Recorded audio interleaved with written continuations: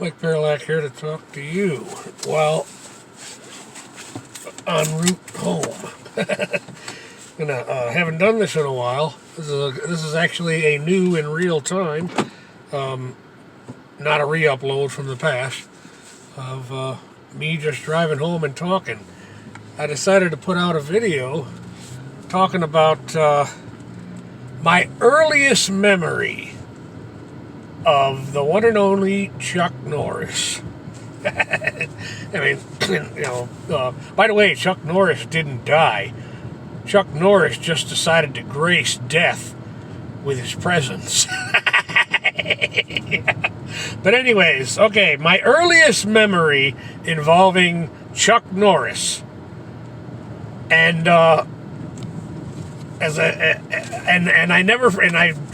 was probably 7 or 8 years old, and I never forgot his name.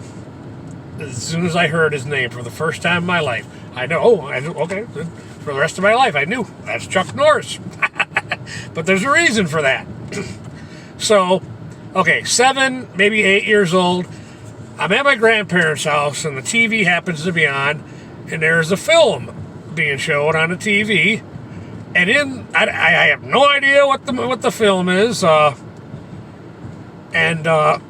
have no idea what the film is, but there's this sequence that I'm watching where the villain or the bad guys in the story are burying Chuck Norris alive in a pickup truck.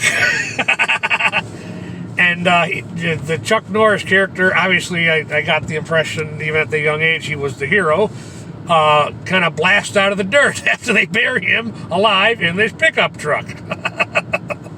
Now, to my 7, 8-year-old mind, I'm just blown away by this. I'm like, wow, what is this? Who is this? And my father, quite condescendingly, says, oh, that's that Chuck Norris. Which, now that I think of it, makes me think of the song by Gin Blossom. Hey, jealousy! Hey, jealousy! But yeah, that's that Chuck Norris. Obviously, I guess he didn't have a high opinion of Chuck Norris. Which, in my father's little male feminist brain, he is the greatest thing. He is greater than anyone and everybody, including Chuck Norris, in his little mindset.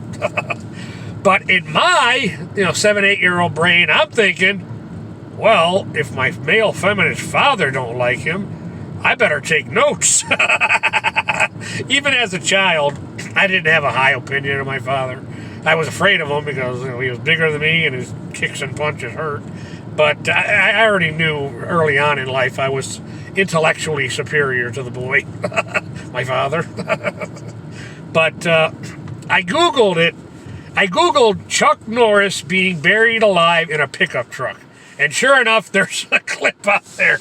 Apparently the movie is called Lone Wolf McGee or something, or McQuaid or whatever. But I never saw the whole movie. Incidentally, I own a VHS copy of Sidekick. I guess I might have to make time to watch it sometime with that poor soul who deleted himself from existence, kid. Anyways, from the 90s. He was also in Ladybug with Roger Dangerfield. But anyways, so I Googled it and I watched it. And I gotta say, my memory of the whole thing is a little more spectacular than how it now. But that's usually how it goes with memory. But in my memory as a child, I remember the scene taking place in daytime. So it got me thinking, maybe my grandparents just kept their TV, the brightener thing on their TV a bit high. I mean, after all, they were old, and maybe they had vision problems. I don't know. But personally, I favor the dynamic picture on my high definition TV today. I have a friend who disagrees with that. He's like, no, you gotta. It was meant to be seen dark like that. That's how the director meant it to be. He's like, okay, whatever. I don't. We'll have to agree to disagree on that point. I mean, the whole point of film noir is to be able to see. You know? But that's a thing in Europe, though. European film audiences are different than American audiences. I probably mentioned this on my channel before. But a European movie audience, film audience, it's more about, you know, how you feel and